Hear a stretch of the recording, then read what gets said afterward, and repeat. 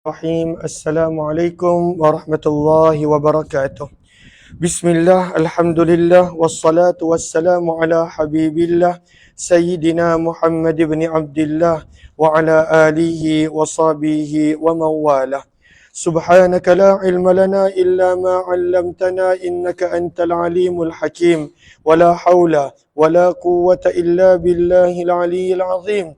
Allahumma rabbi syrah lana sudurana ويسر لنا أمورنا واحلل عقدة من ألسنتنا يفقه أقوالنا اللهم فقهنا في الدين وعلمنا التأويل برحمتك يا رب العالمين والحمد لله رب العالمين. Alhamdulillah, alhamdulillah, syukur kepada Allah Subhanahu Wa Taala kita bertemu kembali di dalam pembacaan kitab hadis yang terkenal Sahih Imam Muslim rahimahullah, dan kita telah tiba pada hadis yang ke-4001, dan pada siri dan hadis-hadis yang bakal kita baca pada kali ini bermula dengan tajuk Tahrimi Matlil Ghaniyyi, haram melambat-lambatkan pembayaran hutang al-ghani bagi orang yang kaya. Kalaulah seseorang tu dia ada duit dan dia telah tiba waktu untuk membayar hutang, tetapi dia tak bayar, dia menangguhkan, maka hukum dia adalah haram dan berdosa. Maka walaupun pada hadis sebelum ini kita melihat Nabi menggalakkan untuk memberikan penangguhan kepada pemiutang untuk menangguhkan bayaran orang-orang yang tak mampu dan masih susah. Akan tetapi kalaulah seseorang itu kaya, maka Nabi SAW tidak menggalakkan untuk dia melambat-lambatkan pembayaran hutang apabila tiba masanya. Bahkan perbuatan tersebut adalah haram dan berdosa. Kemudian dalam tajuk ini juga adanya hadis-hadis berkenaan tentang wasihhati al-hawalah, dan sah al-hawalah ni bermaksud sebentar. Okey. Wasihhatil hawalah. Hawalah bermaksud mengalihkan tuntutan hutang. Sebagai contoh, ada seorang yang bernama Abdullah hutang kepada saya. Maka Abdullah ini ada seorang lain yang hutang kepada dia. Katakanlah nama dia Muhammad. Maka Abdullah kata dengan saya, Umar, Muhammad ada hutang dengan saya, maka jangan minta dengan saya, tolong minta dengan Muhammad supaya Muhammad bayar duit kamu kerana dia ada hutang kepada saya. Adakah boleh perbuatan mengalihkan tuntutan hutang? Jawapan dia adalah boleh. Wasihhatil hawalah. Dan adakah wajib untuk pemiutang tadi terima pengalihan tuntutan hutang tadi? Kalau dia mahu. Kalau dia mahu, tidaklah wajib. Namun wastihbabi, digalakkan, qabuliha, bagi pemiutang untuk menerima pengalihan tuntutan hutang tersebut idza uhila ala mali, apabila hutang tersebut dialihkan kepada orang yang kaya. Tapi kalaulah kepada orang yang miskin, bagaimana dia nak tuntut hutang dia? Maka boleh untuk diterima tawaran pengalihan hutang tadi dengan syarat orang yang dia sebutkan itu adalah orang yang mampu bayar, orang yang ada duit. Jelas ke jelas? Okey, berkenaan tentang melambat-lambatkan pembayaran hutang dalam keadaan ada duit, dalam keadaan mampu. Ni suruh panggil Umi jap. Cepat sikit. Laju sikit buat kerja.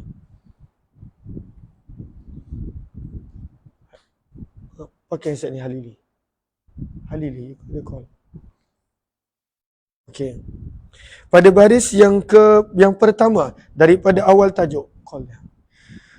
Maka kata Imam Nawawi rahimahullahu ta'ala, apakah yang dimaksudkan dengan al-matal? Al-matal bermaksud man'u qada'i ma Atia, janganlah main. No. Buat adik ni atas orang. Buat adik ni atas, Syah. Buka ni, buka. Aisyah. Buka. Ni, kipas ni. Tekan nombor 2. Atas tu. Minta maaf. Macam-macam gangguan ada. Okey. Allahumma salli ala sayyidina Muhammad. Mana tadi? Okey, baris yang pertama syarah An-Nawawi. Maka kata Imam Nawawi, maksud daripada al-matal adalah man uqada'i mastuhiqqa ada'uh. Menahan sesuatu pembayaran yang dia sepatutnya kena bayar. Contoh dah sampai waktu bayar hutang, dia tangguhkan tanpa sebarang alasan. Famatlul ghani zulmun wa haram. Perbuatan menangguhkan pembayaran hutang dalam keadaan dia kaya, dia ada duit, itu adalah satu penganiayaan dan perbuatan yang haram berdosa.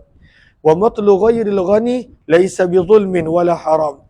Sementara itu kata para ulama, seseorang yang tidak kaya, dia melambat-lambatkan pembayaran hutang, maka dia tidaklah dikira sebagai menganiaya dan tidaklah haram berdosa.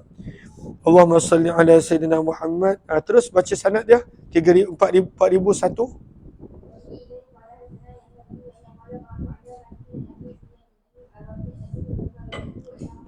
Daripada Abu Hurairah radhiyallahu anhu, sesungguhnya Nabi SAW telah bersabda, matlul ghani zulmun, melewat-lewatkan pembayaran hutang bagi seorang yang berharta adalah satu kezaliman dan penganiayaan. Wa idza utbi'a, dan apabila dialihkan hutang salah seorang daripada kamu ala maliyin, kepada seorang yang kaya, falyatba' maka hendaklah dia meminta hutangnya daripada orang kaya tersebut. Maka hendaklah dia terima kalaulah orang tersebut kaya. Jelas ke jelas? 4002 kita tidak terjemahkan sebab riwayatnya lebih kurang sama.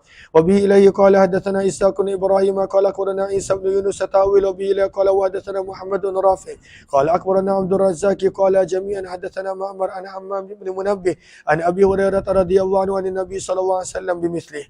Bab yang seterusnya, babu tahrimi bai'i fadlil ma'i alladhi yakunu bil falah yuhtaju ilaihi li ra'yil kala wa tahrimi man'i badlih wa tahrimi bai'i dhirabil fahal. Maka ini berkenaan tentang menjual barang-barang terutamanya air yang benar-benar diperlukan.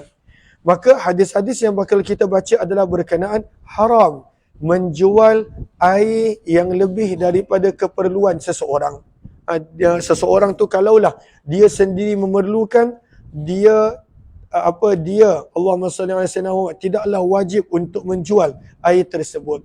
Tapi kalaulah air tersebut lebih daripada keperluan dia, dan air miliknya itu terletak di mana? Contohnya terletak di hutan belantara, di tempat yang tak ada untuk mendapat air yang lain. Wa yuhtaju ilaihi, dan air yang menjadi miliknya itu diperlukan li ra'yil kala, untuk menyirami tanaman, untuk menyari tanaman.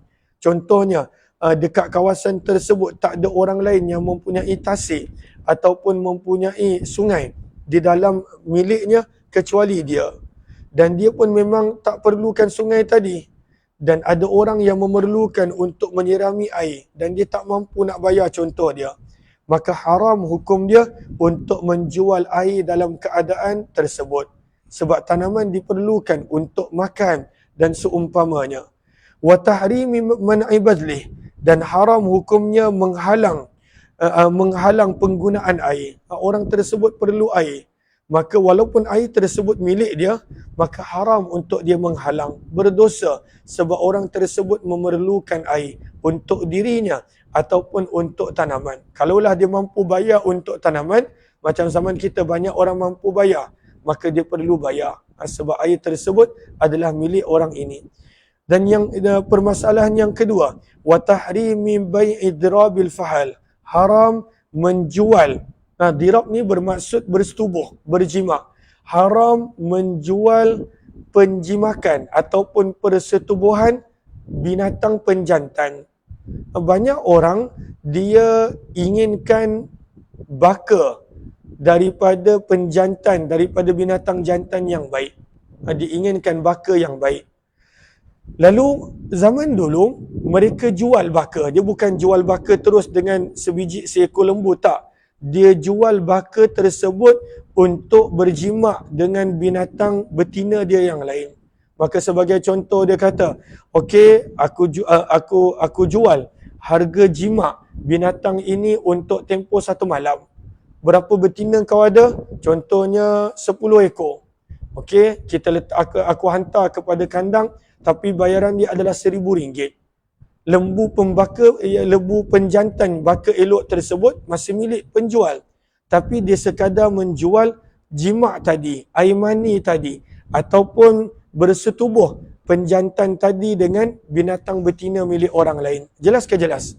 Maka perbuatan tersebut adalah haram. Perbuatan tersebut adalah haram. Mengambil upah daripada jima' dan bersetubuhnya binatang jantan yang nak dilakukan kepada binatang betina, maka hukumnya adalah haram. Allahumma salli ala sayyidina Muhammad wa ala alihi washabihi ajma'in. Okey, lihat kepada baris yang pertama muka surat 1037. Kata Imam Nawawi rahimahullahu taala, para ulama berbeza pendapat tentang hukum menyewakan binatang jantan lidirab, bertujuan untuk membuntingkan binatang betina orang lain. Maka apakah hukum dia? Pada baris yang kedua, waqad iktalafal ulama, para ulama telah berbeza pendapat fi ijaratil fahal, dalam pada menyewakan binatang jantan daripada binatang ternakan lidirab, bertujuan untuk membuntingkan binatang betina orang lain. Maka Imam Syafi'i, Imam Abu Hanifah dan juga yang lain-lain berkata istijaruhu lidzalika batilun wa haramun.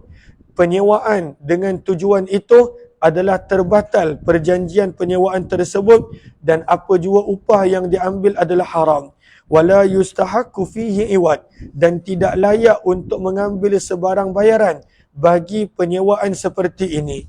Walau anzahu al-mustajir la yalzamuhu al-musamma min ujrah wala ujratu mithl.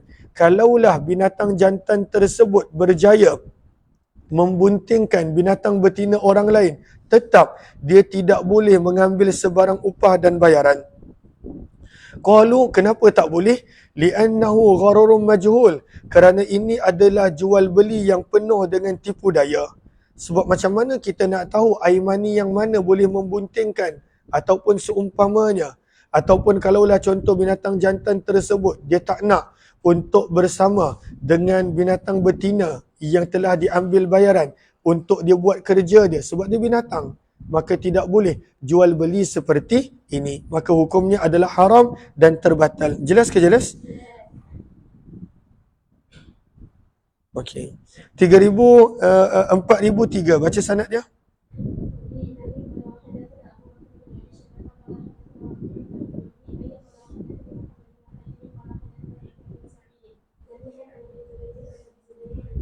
Daripada Jabir bin Abdullah radhiyallahu taala anhu, beliau berkata, "Naha Rasulullah, Nabi SAW telah melarang an bai'i fadlil ma', daripada menjual air yang tak digunakan, air yang tak diperlukan.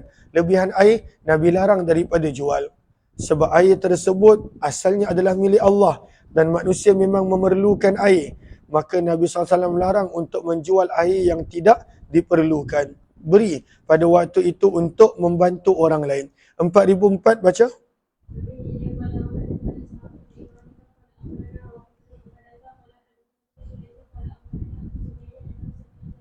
Jabir bin Abdullah radhiyallahu taala anhu berkata, "Naha Rasulullah, Nabi SAW telah melarang an bai'i, daripada mengambil upah dirabil jamal, binatang jantan yang digunakan untuk membuntingkan binatang betina orang lain. Wa an bai'il ma', Nabi melarang daripada menjual air yang tidak diperlukan. Wal ardi, daripada menjual menyewakan tanah, lituhras, untuk bercucuk tanam." Tapi yang ni kita dah jelas. Apakah maksud Nabi larang daripada menyewakan tanah? Itu kita telah jelas semalam. Fa'an zalika, maka daripada semua ini Nabi SAW larang. 4005 baca sanad dia.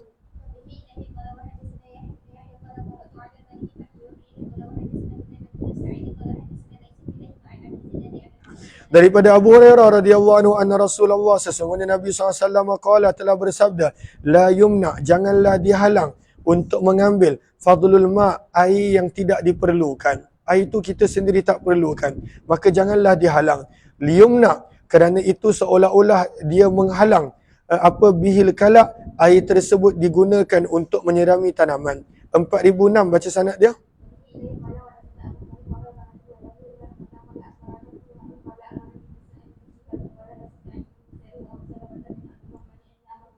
Abu Hurairah radhiyallahu taala berkata bahawa Nabi SAW telah bersabda, la tamna'u, janganlah kamu menghalang orang untuk mengambil air yang tak diperlukan. Air di sini maksudnya air yang berada di sungai, di tasik dan seumpamanya. Litamna'u, kerana dengan itu kamu menghalang penggunaan air al-kala untuk menyirami tanaman. 4007 baca sanad dia.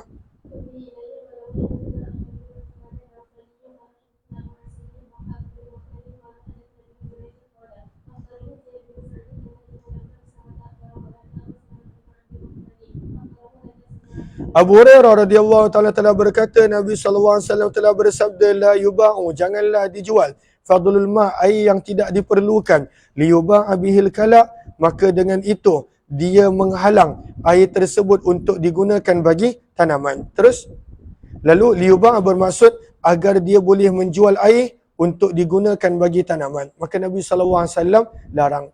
Bab yang seterusnya berkenaan tentang jual beli yang tidak sepatutnya diambil bayaran. Maka dibawakan hadis-hadis berkenaan tentang tahrim, haram untuk mengambil bayaran. Al-kalb, menjual anjing. Sebab anjing itu adalah sesuatu yang ghairu mutamawwal, maka dia tak sepatutnya dijual untuk dan mengambil bayaran atas jualan tersebut. Wa hulwanil kahin, haram mengambil upah bagi tujuan bomoh. Wa mahril baghi, haram upah bagi pelacuran. Dan juga Nabi larang daripada menjual as-sinur, iaitu kucing.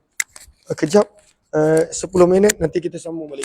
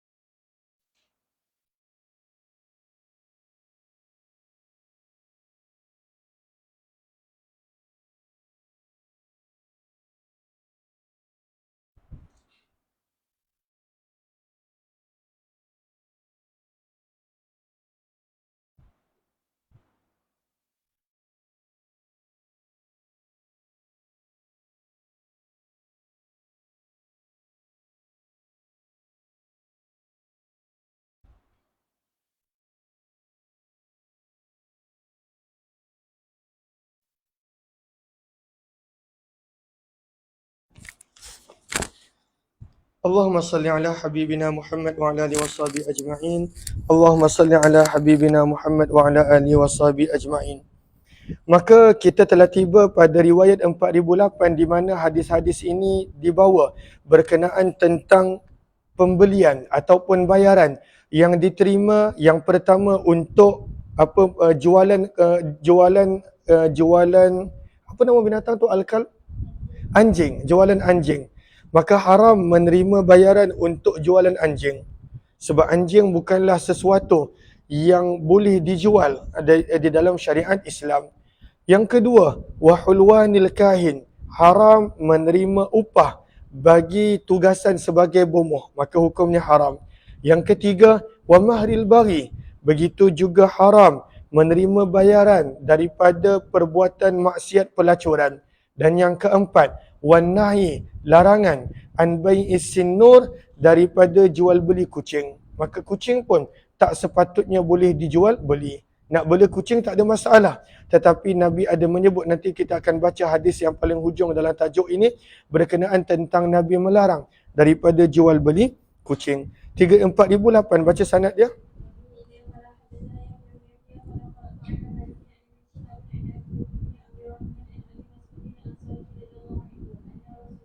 Maka daripada Abu Mas'ud Al-Ansari radhiyallahu anhu anna Rasulullah, sesungguhnya Nabi sallallahu alaihi wasallam naha, telah melarang an samanil kalbi, daripada bayaran anjing, jualan anjing, wa mahril baghi, daripada upah pelacuran, wa hulwanil kahin, daripada upah yang diterima sebagai seorang bomoh. 4009 kita tidak terjemahkan sebab riwayatnya lebih kurang sama. Wa bi ilaihi qala wa hadatsana Qutaibah bin Sa'id wa Muhammad bin Rumahin an al-Laits bin Sa'din tahwil. Wa bi ilaihi qala wa hadatsana Abu Bakr bin Abi Syaibah qala hadatsana Sufyan bin Uyainah kilahuma an az-Zuhri bi hadzal isnad mithlah. Wa fi hadits al-Laits min riwayat Ibn Rumahin annahu sami'a Abu Mas'ud radhiyallahu anhu. 4010 baca sanad dia.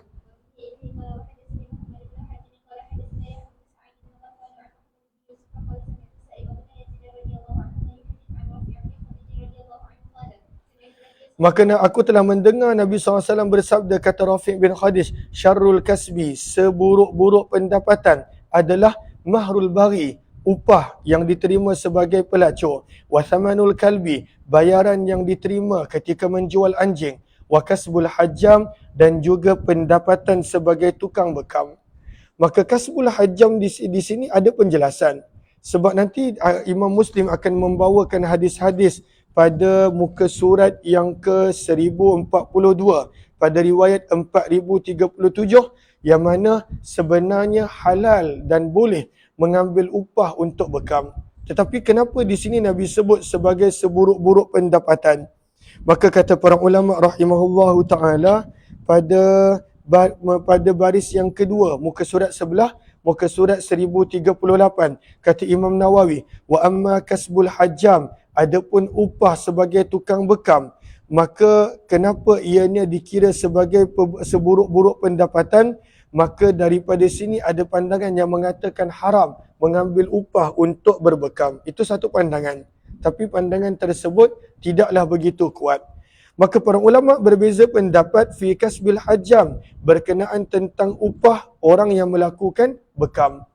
Maka ada yang berkata, majoriti berkata, la yahrum, tidak haram mengambil upah untuk berbekam, wala yahrumu akluh, tidak haram untuk menggunakannya membeli makanan, maka tidak haram, tidaklah haram. Maka apakah maksud daripada hadis-hadis ini?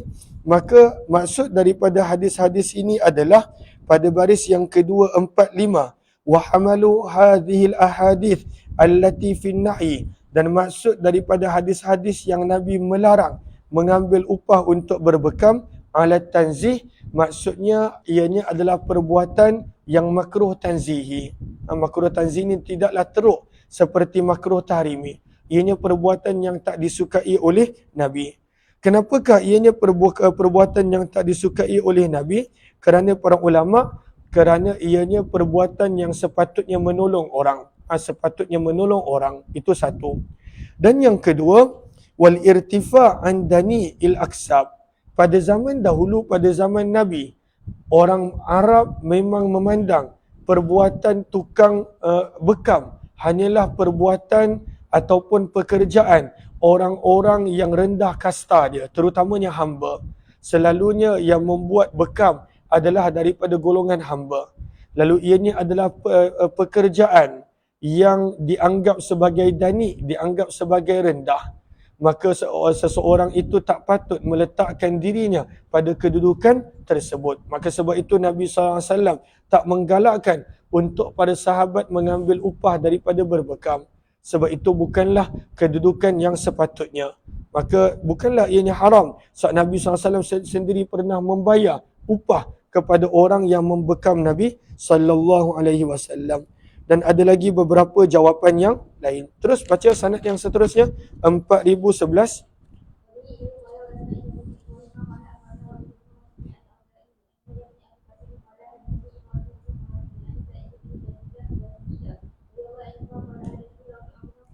Rafi' bin Khadij radhiyallahu anhu telah meriwayatkan daripada Nabi SAW baginda bersabda, "Samanul kalbi khabith." Pendapatan daripada penjualan anjing adalah buruk. Wa mahrul baghi khabith. Pendapatan daripada pelacuran adalah haram, adalah buruk. Wa kasbul hajam, dan pekerjaan membekam khabith adalah sesuatu yang buruk. Tapi berkenaan tentang bekam kita telah terangkan. Terus riwayat seterusnya 4012 dan 4013 riwayat yang lebih kurang sama, maka kita tidak terjemahkan. Wa bi ilaihi qala hadatsana Ishaq bin Ibrahim qala hadatsana Abdul Razzaq qala akhbarana Ma'mar an Yahya bin Abi Katsir bi hadzal isnad mislah. 4013. Wa bi ilaihi qala hadatsana Ishaq bin Ibrahim qala akhbarana Nadhr bin Shumail qala hadatsana Hisham an Yahya bin Abi Katsir qala hadatsani Ibrahim bin Abdullah an Sa'ib bin Yazid qala hadatsana Rafi' bin Khadij an Rasulullah SAW bimithlihi. Sebelum kita baca riwayat 4014, kita nak lihat muka surat 1037 pada baris yang kelima daripada bawah berkenaan tentang hukum menjual anjing. Maka kata Imam Nawawi, wa amman nahyu an thamanil kalbi, adapun dilarang mengambil bayaran daripada jualan anjing, wa kaunihi min syarril kasab, dan ianya dikira di antara seburuk-buruk pendapatan, wa kaunihi khabitha, dan ianya disebut sebagai sesuatu yang buruk dan haram, fayadullu, maka kesemua hadis ini menunjukkan ala tahrimi bai'ih, bahawa haram jual beli berkaitan dengan anjing. Maka anjing itu tidak boleh untuk dijual beli. Wa annahu la yasihu bai'uh, dan jual beli berkenaan tentang anjing maka tidak dikira sebagai sah. Wala yahillu thamanuh, dan tidak halal duit yang dapat daripada hasil menjual anjing. Wala qimata ala mutlifih, dan sekiranya anjing tersebut tak dapat nak diserahkan binasa, maka tidak bertanggungjawab untuk pada waktu itu membayar dengan harga dan seumpamanya. Maka ini adalah pendapat majoriti para ulama, termasuklah Imam Syafi'i rahimahullahu ta'ala. Maka bagaimana keadaan orang-orang yang ada menjual anjing pada zaman kita? Maka kata Imam Nawawi pada baris yang ketiga daripada bawah, kebanyakan mereka mengambil pendapat Imam Abu Hanifah, di mana Imam Abu Hanifah berkata, yasihu bai'ul kilabil lati fiha manfa'ah, maka sah dan boleh menjual anjing yang terdapat manfaat. Apakah anjing-anjing yang dikira sebagai bermanfaat dalam Islam? Nanti kita akan baca tajuknya sebentar lagi. Jelas ke jelas? Terus baca hadis yang terakhir pada bab ni 4014.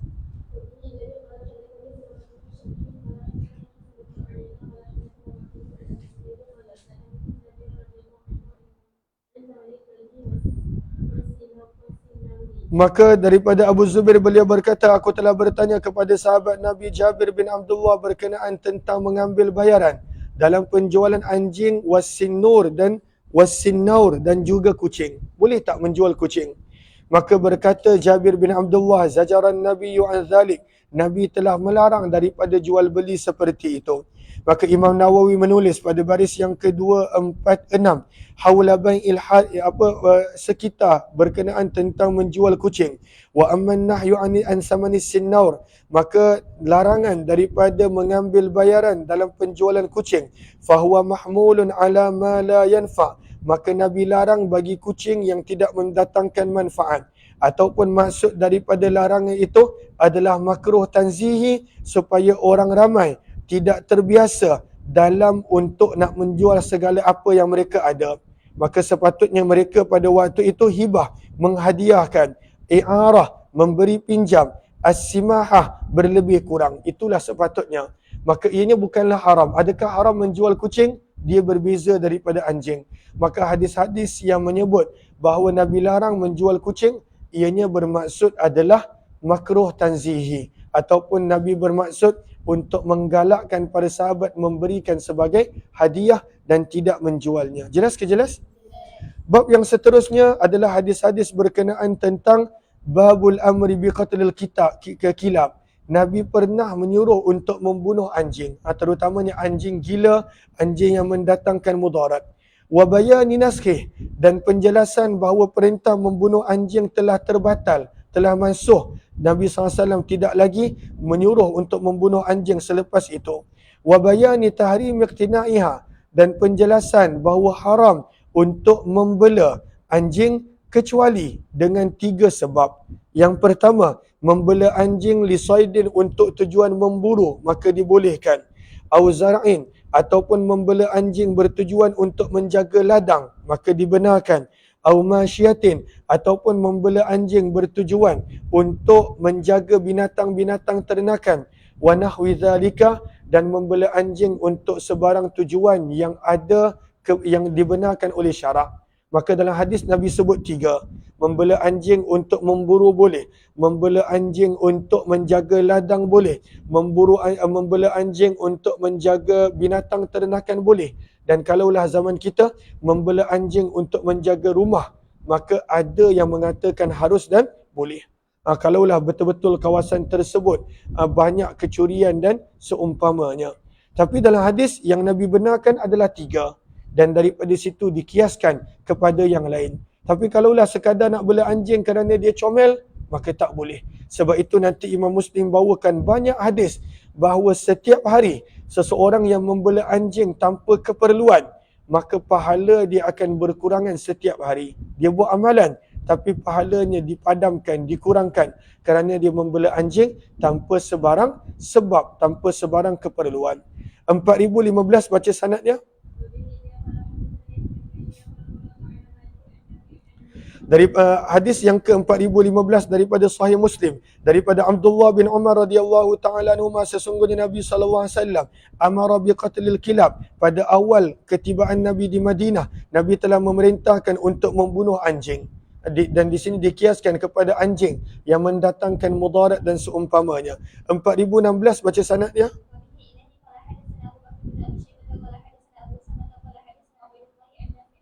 Daripada Abdullah bin Umar radhiyallahu taala anhu, beliau berkata, amara Rasulullah, Nabi SAW telah memerintahkan biqatlil kilab, untuk membunuh anjing. Fa arsala fi aqtaril madinati an tuqtal, bahkan baginda telah mengutus orang di penjuru-penjuru Madinah untuk anjing dibunuh. 4017 baca sanad dia. Pada awal tajuk, semuanya adalah berkenaan tentang awal Islam. Dan nanti kita akan baca Nabi SAW membatalkan ataupun memansuhkan hukum tersebut. 4017 baca.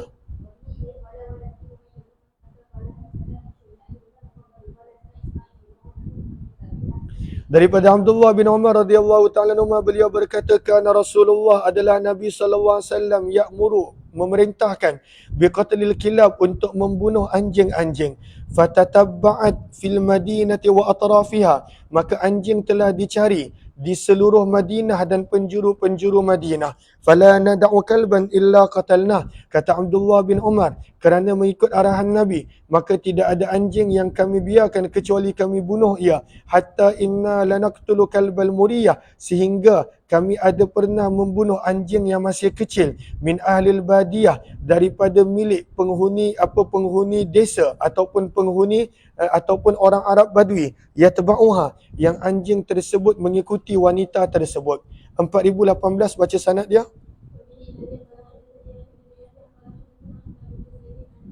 Maka semua anjing-anjing yang Nabi perintahkan bunuh ini, kita lihat pada catatan Imam Nawawi pada baris yang kedua daripada penghujung syarah, muka surat 1038. Maka kata Imam Nawawi, ajma'al ulama, para ulama telah sepakat bahawa membunuh anjing hanya boleh bagi anjing yang al-aqur, anjing gila, anjing yang mendatangkan mudarat. Waktalafu, dan para ulama telah berbeza pendapat adakah boleh membunuh anjing yang tidak mendatangkan mudarat. Maka berkata para ulama rahimahullahu ta'ala, maka semua hadis-hadis yang ada menyebut Nabi menyuruh membunuh anjing, summa nusikha, maka hadis-hadis tersebut telah dimansuhkan, tidak lagi boleh diamalkan. Wa naha an qatliha, dan Nabi telah melarang selepas itu daripada membunuh anjing, kecuali anjing-anjing yang mendatangkan mudarat seperti al-aswadul bahim. Contohnya anjing yang hitam keseluruhan dia, yang selalunya dikira sebagai anjing yang mendatangkan mudarat. Tapi ringkasnya, anjing yang dibenarkan untuk bunuh adalah anjing yang mendatangkan mudarat, seperti anjing gila, anjing yang tak boleh dikawal dan seumpamanya. Riwayat seterusnya 4018 terus.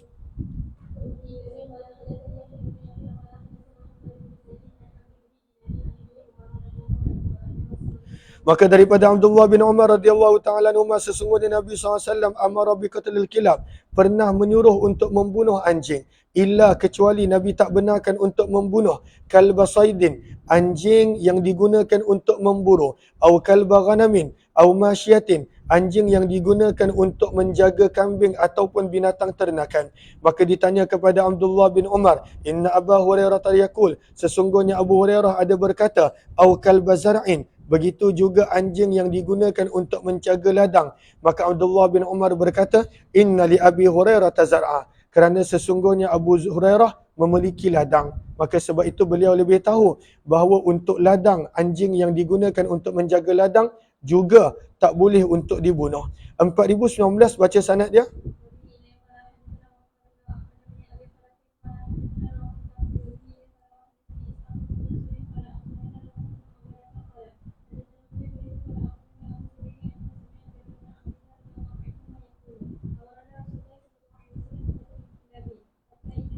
Maka Nabi SAW pernah memerintah kami untuk membunuh anjing. Hatta innal mar'ah, sehingga sesungguhnya ada seorang wanita yang datang minal badiyah, daripada luar Madinah, bikalbiha, bersama dengan anjingnya, maka kami telah membunuhnya. Para sahabat telah salah faham maksud Nabi. Kemudian Nabi SAW telah melarang daripada membunuh anjing, seraya baginda bersabda, alaikum bil aswadil bahim, hendaklah kamu membunuh anjing yang hitam. Al-bahim bermaksud al-khalis, sepenuhnya. Zinnuktatain, terdapat 2 titik putih pada keningnya. Fa innahu syaitan, kerana itu adalah syaitan. Terus, bukanlah maksud anjing tersebut bukan anjing, sebaliknya syaitan. Tapi maksud daripada anjing ini adalah syaitan, kerana ianya adalah anjing yang mendatangkan mudarat. Kalaulah dihitam sepenuhnya dan mempunyai 2 titik pada kening dia, 2 titik putih, maka kebiasaannya anjing tersebut adalah anjing yang ganas, anjing yang mendatangkan mudarat. Maka sebab itu Nabi SAW benarkan untuk bunuh. Terus,